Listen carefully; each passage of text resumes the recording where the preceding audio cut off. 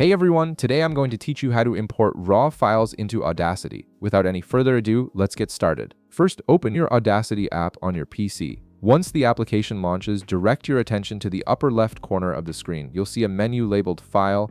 Go ahead and click on it, then hover your mouse over the Import option. This will reveal a submenu with different import choices. From this submenu, select Raw Data. This specific option is designed for importing uncompressed audio files that don't have standard file headers.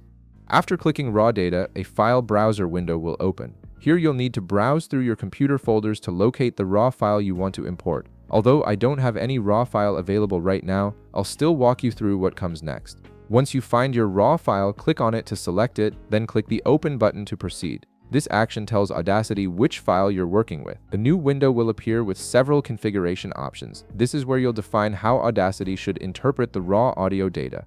The first setting you'll encounter is encoding. Look for this option and click the drop-down menu right beside it. From here, select how each audio sample is represented by bits or bytes. This setting determines the format in which the audio data is stored and is crucial for proper playback. Below the encoding option, you'll see byte order. Click the drop-down menu right beside it and select the order of bytes when a sample uses multiple bytes. This ensures that the audio data is read in the correct sequence, which is especially important for multi-byte samples. Next, you'll find the Channels option. Click the drop-down menu right beside it and select how samples are grouped into audio channels. This setting determines whether your audio will be played as mono, stereo, or in another channel configuration.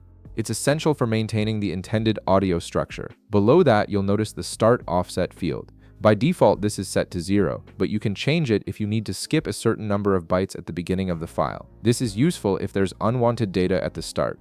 Right below the Start Offset, you'll see Amount to Import. By default, this is set to 100%, which imports the entire file. You can leave it as is unless you only want to import a portion of the raw audio. Finally, locate the Sample Rate option.